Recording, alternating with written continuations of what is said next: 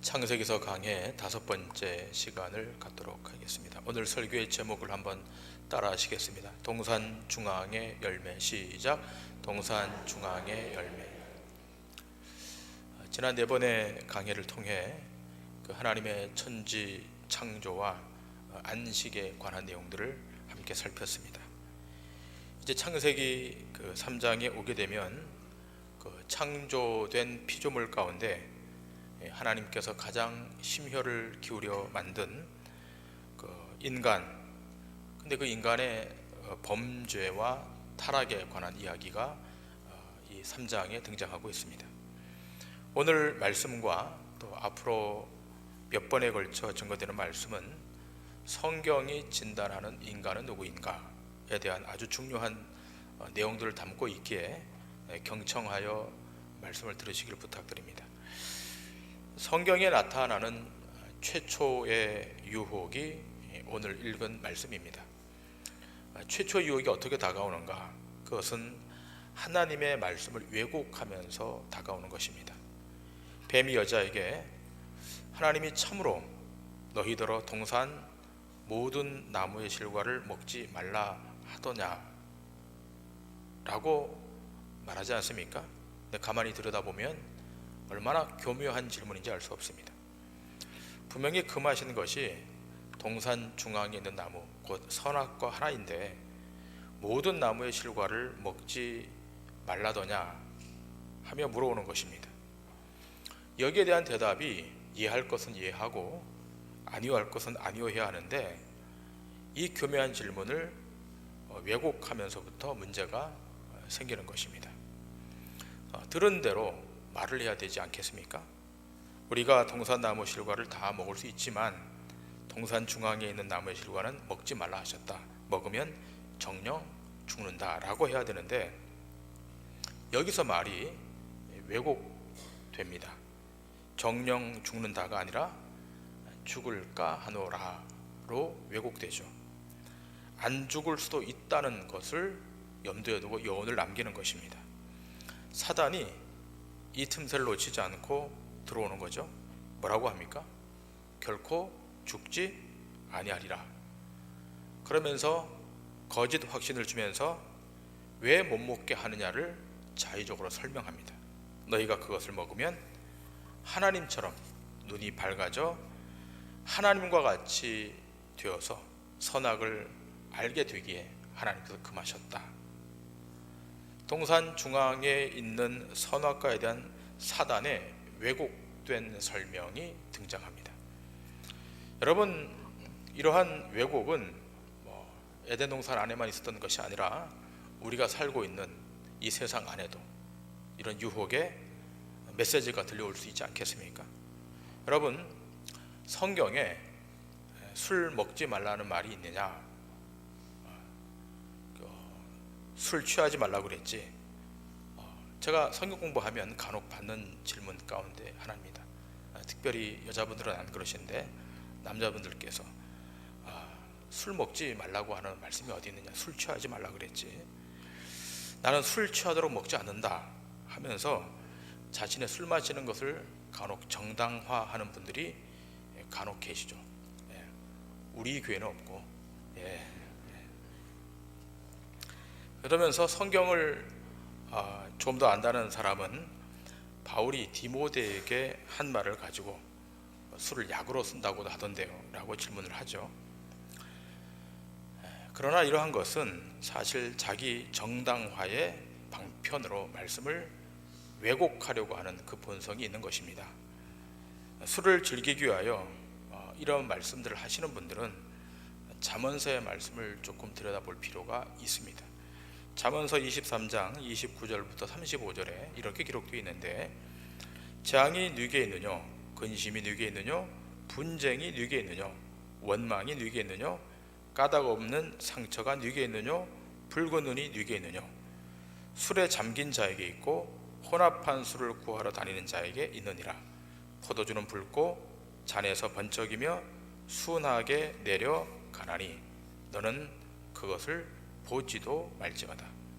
그것이 마침내 뱀같이 물 것이요 독사같이 쏠 것이며 또 내 눈에는 괴이한 것이 보일 것이요 내 마음은 구부러진 말을 할 것이며 너는 바다 가운데 누운 자 같을 것이요 돛대 위에 누운 자 같을 것이며 내가 스스로 말하기를 사람이 나를 때려도 나는 아프지 아니하고 나를 상하게 하여도 내게 감각이 없도다.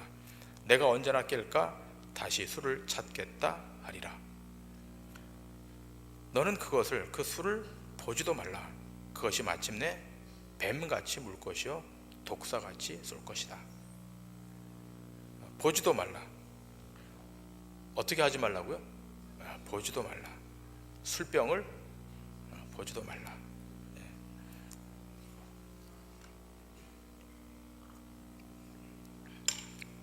제가 마시는 건 술이 아닙니다. 이미 술을 즐기는 자는 이미 중독된 것입니다.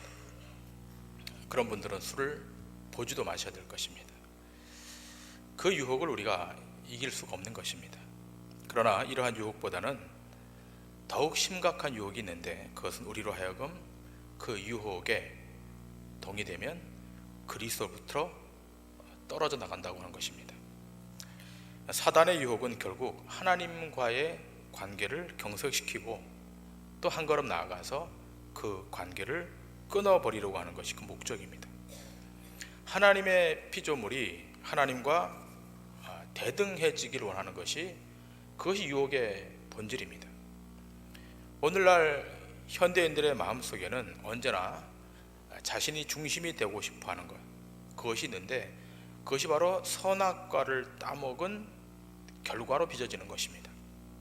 어떤 모임에서도 사람들이 큰 소리가 나고 또 자신의 몫을 높이는 것은 자신이 중심이 되고자 하는 것에 연장선상에 있는 것 아니겠습니까? 단지 나이나 또는 계급이나 힘에 눌려서 그렇게 못할 뿐이지 언제든지 환경이 주어지게 되고 그 환경이 만들어지게 되면 그럴 때가 많이 있습니다. 이러한 유혹이 우리 안에 잠재적으로 내재되어 들어와 있는 것입니다. 근데 그 시작이 어떠합니까? 여자가 선악과를 보니까 유혹이 생긴 거예요. 보지 않았으면 참 좋을 텐데 보니까 견물생심이라고 보는 것을 보지 않았다면 유혹이 없었을 텐데 좋은 것을 보니까 유혹이 생긴 것입니다. 선악과를 보니 먹음직하고 보암직하고 지혜롭게 할 만큼 탐스러웠습니다.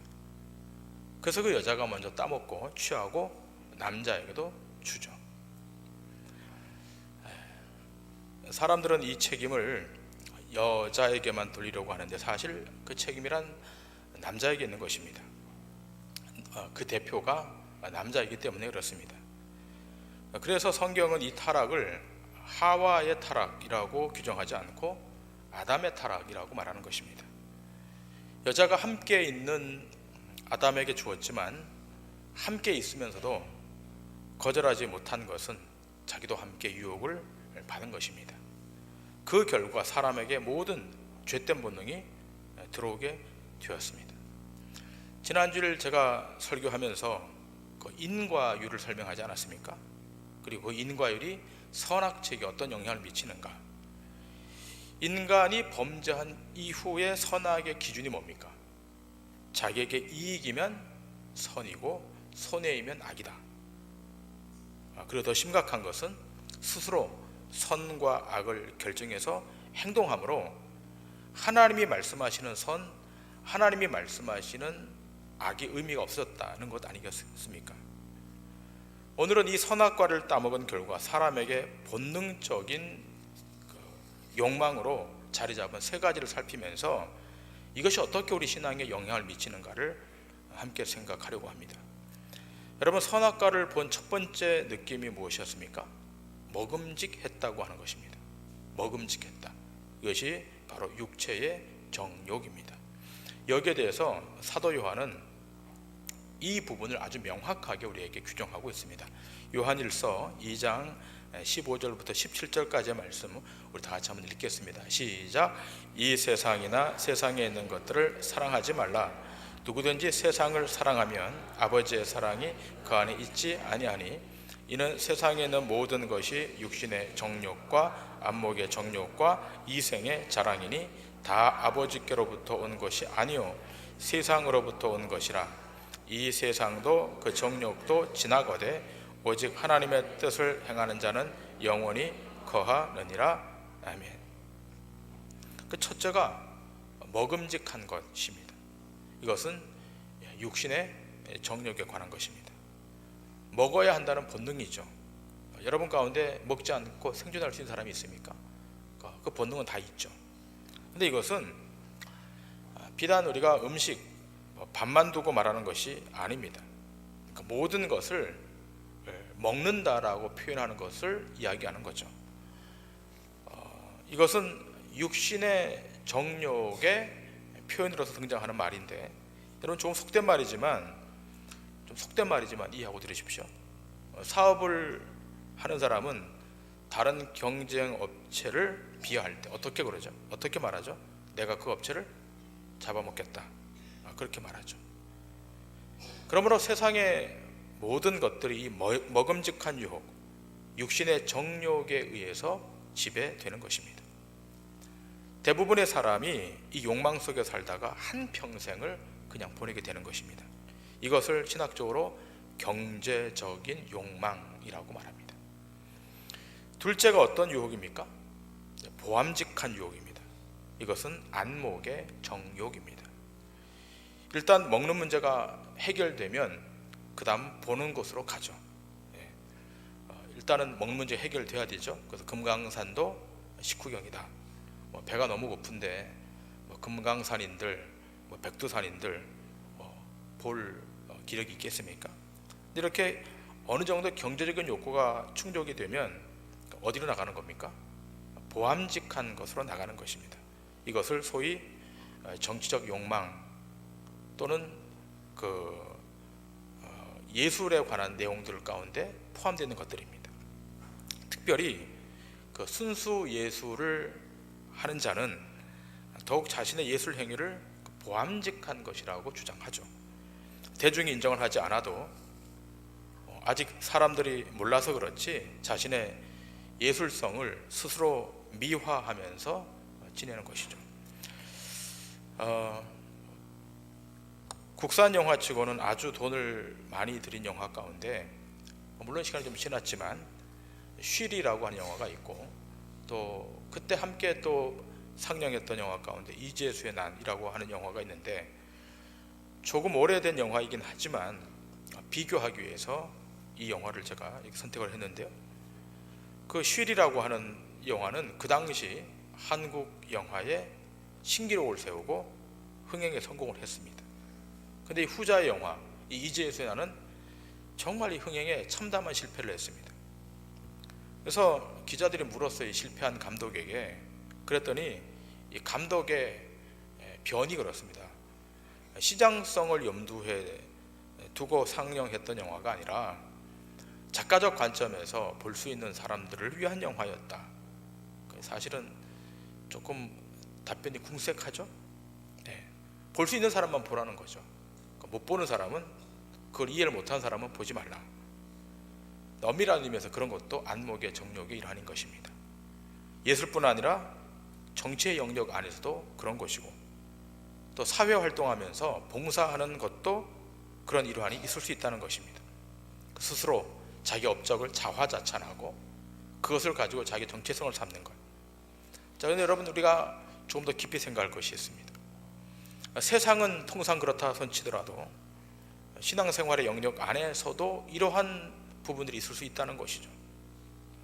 교회 공동체를 위한다고 하는 것이 조용히 겸손하게 드러내지 않고 그렇게 헌신해야 되는데, 그 신앙의 행위가 남을 의식하며 끊임없이 자기를 드러내도록 또 그 행위를 통해서 인정받으려고 한다면 그것 또한 성경은 안목의 정욕이라고 말하는 것입니다. 신앙은 보여주는 것이 아니죠. 세상은 끊임없이 보여주는 행위를 합니다. 퍼포먼스를 하죠. 보여주기 위해서. 그러나 신앙은 보여주는 것이 아닙니다. 신앙은 보여주는 것이 아니라 신앙은 하나님과의 만남 속에서 우리가 그분으로부터 회복되는 것입니다. 그것이 안목의 정욕으로 시작된 것인가 아닌가는 마지막에 누가 드러나는가를 보면 알 수 있는 것입니다. 우리의 삶이 먹는 문제 해결되고 나면 무엇에 관심을 갖게 되는가 하면 외형에 관심을 가져요. 멋에 관심을 갖습니다. 어떻게 보암직한 것을 취할 것인가, 또 그렇게 보일 것인가. 근데 그 멋을 내는 것, 그 외형에 관심을 갖는 것이 무엇인가를 위한 것인가를 우리는 물을 수 있어야 됩니다. 적어도 성숙한 그리스도인이라면 안목의 정욕으로 인한 것은 아닌가를 물을 수 있으셔야 됩니다. 제가 부사역지로 사역할 때 어떤 한 학생이 잘 나오다가 장기적으로 결석을 해서 신방을 갔습니다. 만났어요. 왜 안 나오냐고 물었더니 말을 하지 않아요. 그래서 같이 따라갔던 교사들이 잘 이렇게 얘기하다 보니까 결국 속마음을 얘기하는데 그 이유가 이겁니다. 교회 가는데 입고 갈 옷이 없어서 못 간다고 그러는 거예요. 그래서 아니 정말 입고 갈 옷이 없냐고. 근데 제가 이렇게 보니까 지금 입고 있는 것도 괜찮은 옷인데 내가 하는 말이 뭔가 하면 좋은 브랜드 옷이 없다는 거예요. 잘 설득해서 그 다음 주부터 나오기 시작했습니다. 여러분, 우리의 일상이 멋내는데, 외형에 치중하는데 얼마나 관심을 두는가를 생각해 보셔야 됩니다. 자신을 좀 스타일리시하게 하는 거 좋은데 그걸 넘어서서 온통 외형에만 시간을 낭비하고 있다면 그것이 안목의 정욕에 붙들려 있지는 않은가를 진지하게 생각해 봐야 됩니다. 그러므로 교회 오실 때 너무 좋은 옷 안 입고 오셔도 됩니다. 제가 보기엔 너무 좋은 옷을 입고 오신 분 거의 없는 것 같아요. 브랜드 옷, 우리 학생들 브랜드 신발, 저희 때는 나이키 신발이 최고였는데, 그래서 나이키 짝퉁 나이카도 있다는데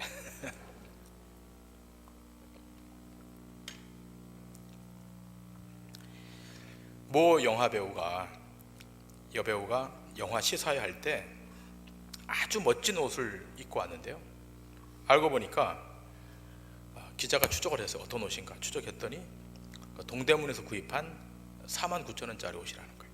그 이슈가 된 적이 있습니다. 사람들은 그 옷이 490만 원짜리 옷으로 알았을 거예요. 근데 실제로 입은 옷은 49,000원짜리예요. 어떤 사람은 490만 원짜리 옷을 입어도 49,000원짜리처럼 보일 수 있지만, 어떤 사람은 49,000원짜리 옷을 입어도 490만 원짜리 옷을 입은 것 같은. 여러분, 우리의 관심은 내면에 좀 더 집중할 필요가 있습니다. 여러분, 오늘 이 아침 보는 것, 이 안목의 정욕에서 자유하는 은혜가 있기를 주님의 이름으로 축원합니다. 세 번째가 지혜롭게 할 만큼 탐스러워 보이는 것입니다.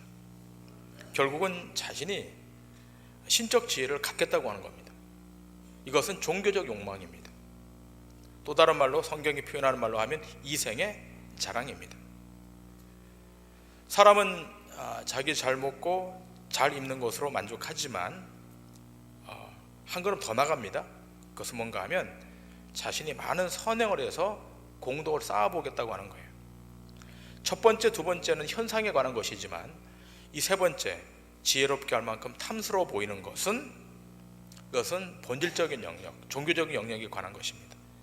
이 영역에서 자꾸 자기를 절대화하기 시작하면 그 다음부터 그것이 신격화되는 것입니다. 보통 사람으로는 안 될 만큼 뛰어난 능력을 소유합니다. 절제하고 금욕하고 세상과 차별된 그 어떤 것들을 추구하며 자신만의 고유한 영역을 만들어 갑니다. 그리고는 점점 집단화해가고, 그 집단화해가면서 그것을 신성시하게 되고 신비롭게 만듭니다. 이러한 종교적 욕구가 이생의 자랑으로 나오는 것입니다. 그리고 자신도 신처럼 되고자 하고 자신이 신이 못 되면 특별한 신적인 능력을 취해서라도 자기의 종교적 영역을 확장시켜 가는 거죠. PD 수첩이나 이런 데서 계속 이런 사이비 종교들을 드러내고 있지만 근절이 안 되지 않습니까? 근좌에 또 언론에서 JMS에 대해서 다루었습니다. 정명석에 대해서. 교주가 어떤 이상한 말을 해도 그 말을 신의 말로 듣는 거예요. 황당무계하고 비상식적인 이야기를 해도 그것을 신의 계시로 받아들이는 거예요. 종교적 집단 최면에 걸린 것 같은. 왜 그렇게 되는 것입니까? 성경은 보이는 신을 엄격하게 금하고 있지 않습니까? 성경은 보이는 신을 인정하지 않아요. 그러니까 세상의 신이라고 하는 것은 다 보여지지 않습니까? 그러나 성경이 말하는, 기독교가 말하는 신은 보여지지 않습니다. 정욕에 물든 인간은 보이는 신격화된 인간을 통해서 자신의 종교적 욕구를 실현할 수 있다고 생각을 하는 거예요. 성경은 철저하게 인간이 만든 종교를 금하고 있고 보이는 종교를 금하고 있지 않습니까? 여러분, 10계명의 제1계명이 뭐예요? 너는 나 외에 다른 신을 내게 두지 말라. 이 계명은 뭡니까? 너를 위하여 새긴 우상을 만들지 말고, 또 위로 하늘에 있는 것이나 아래로 땅에 있는 것이나 땅 아래 물속에 있는 것에 어떤 형상도 만들지 말며 그것들을 섬기지 말라. 3계명은 너는 내 하나님 여호와 이름을 망령되이 일컫지 말라. 너는 나 외에 다른 신들을 두지 말라는 거예요. 그러면 이 신들은 뭡니까? 보이는 신인 거예요. 이 세상의 신들은 다 만들어진 신이지 절대자 신이 아니지 않습니까? 성경은 철저하게 그 어떤 종교도 금하고 있습니다. 그런데도 우리 안에는 늘 전능자가 되려는, 전지자가 되려는, 하나님같이 되려고 하는 본능이 있는 거예요. 그래서 바울이 갈라디아 교회 성도들에게 뭐라고 말씀합니까? 내가 그리스도와 함께 십자가에 못 박혔나니 그런즉 이제는 내가 사는 것이 아니요 오직 내 안에 그리스도께서 사시는 것이라. 이제 내가 육체 가운데 사는 것은 나를 사랑하사 나를 위하여 자기 자신을 버리신 하나님의 아들을 믿는 믿음 안에서 산다. 십자가에 못 박혔다는 거예요. 우리 인생은 십자가에 못 박힐 때 그때부터 새롭게 살아갈 수 있는 것입니다. 육신의 정욕, 먹음직한 것, 보암직한 것, 지혜롭게 할 만큼 탐스러운 것, 이와 같은 유혹에 대해서 어디에다가? 십자가에다 못을 박아야 된다는 것입니다. 예수 그리스도 외에는 나로부터 드러날 것이 없다는 확증을 받아야 되는 것입니다. 여러분, 이것을 잘 대변하는 그 사건이 성경에 등장하지 않습니까? 예수님이 40일 동안 금식하신 이후에 광야에서 시험받았던 그 시험의 사건. 처음 아담은 그 유혹을 이기지 못해서 타락했지만 마지막 아담으로 오신 예수 그리스도는 이 사단의 세 가지 유혹에서 다 승리하잖아요. 아담과 하와는 이 유혹을 받고 타락해서 동산에 쫓겨나지만 마지막 아담으로 오신 예수님은 이 사단의 이 세 가지 유혹을 받고 승리하죠. 그 첫 번째 유혹이 뭡니까? 40일을 금식했는데 이 돌로 빵을 만들어 먹어라. 먹음직하잖아요. 육신의 정욕입니다. 경제적인 욕구를 가지고 자극하는 거예요. 근데 어떻게 물리치십니까? 사람이 떡으로만 살 것이 아니라 하나님의 입에서 나오는 모든 말씀으로 산다. 그리고 물리치십니다. 두 번째 시험은 무엇이었습니까? 산 위에서 세상의 영광을 보여줍니다. 나에게 한 번 절하면 이 세상의 모든 영광을 내게 주겠다. 산 위에 올라가서 세상을 보니까 얼마나 화려합니까? 그 세상의 영광 취할 수 있는 절호의 기회가 왔습니다. 보암직한 것입니다. 안목의 정력입니다. 정치적인 욕망입니다. 어떻게 물리치죠? 주 너희 하나님께만 경배하라고 했다라고 물리칩니다. 세 번째 시험은 뭡니까? 성전 꼭대기에서 뛰어내리라는 거예요. 저기 높은 성전 꼭대기에서 한번 뛰어내려 봐라. 종교적인 슈퍼스타가 되라는 거예요. 여러분, 우리 가운데 있는 이단의 교주들이 30층 높이, 20층 높이의 아파트에 뛰어내리면 살까요, 죽을까요? 살아요?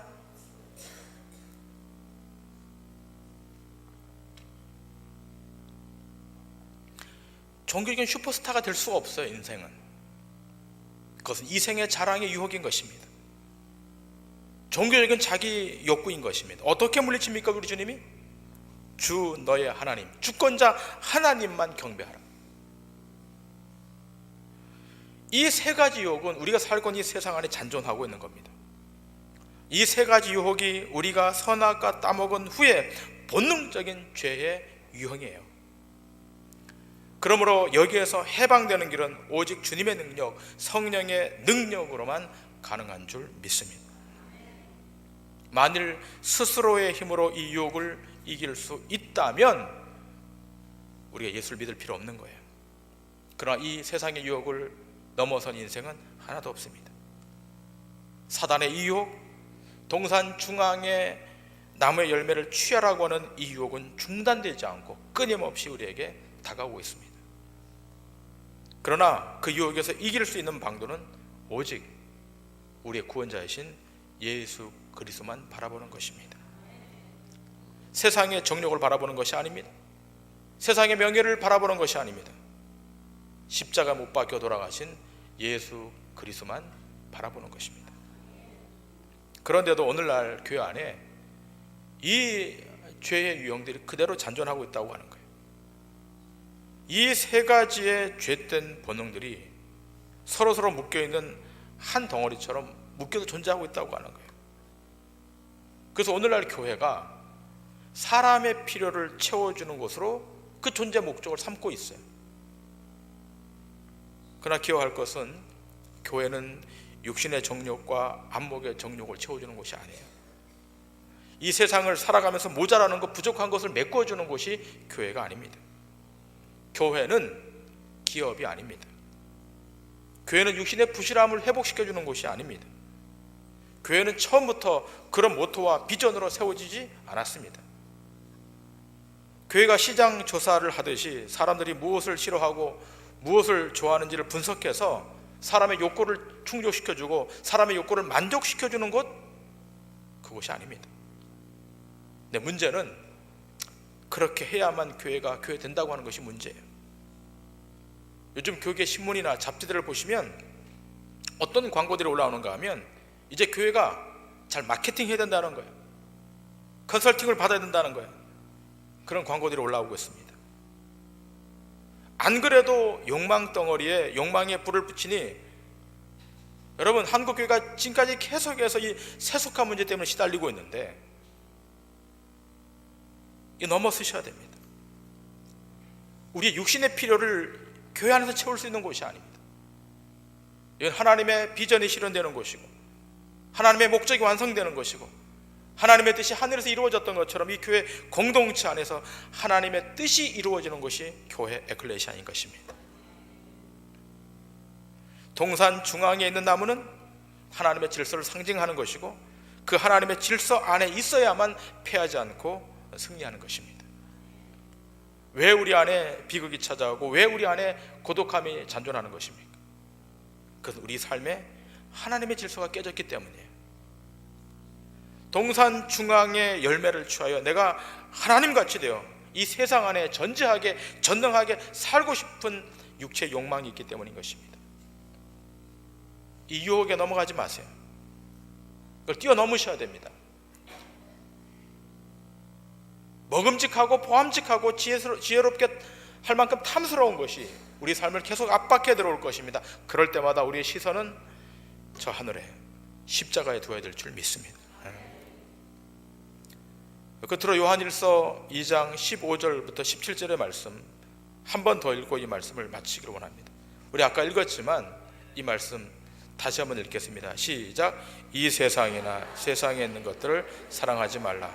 누구든지 세상을 사랑하면 아버지의 사랑이 그 안에 있지 아니하니 이는 세상에 있는 모든 것이 육신의 정욕과 안목의 정욕과 이생의 자랑이니 다 아버지께로부터 온 것이 아니요 세상으로부터 온 것이라.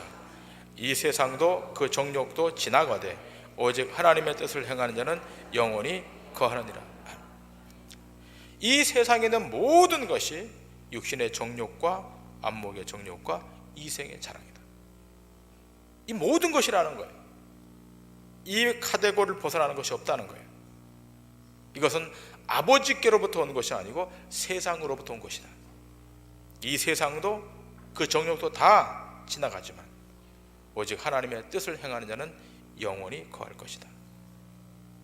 이 세상을 지배하고 있는 밑바닥엔 육신의 정욕과 안목의 정욕과 이생의 자랑, 그 이데올로기가 밑바닥에 있는 거예요. 바라기는 여러분의 마음 안에 그리스도께 고정된 질서, 그 하나님의 질서 안에 순응하며 순종하며 사셔서 여러분 삶을 통해 하나님 되심이 드러나고 하나님의 거룩한 영광이 이 세상 가운데 편만해지는 축복이 있기를 주님 이름으로 간절히 축원합니다. 기도하시겠습니다.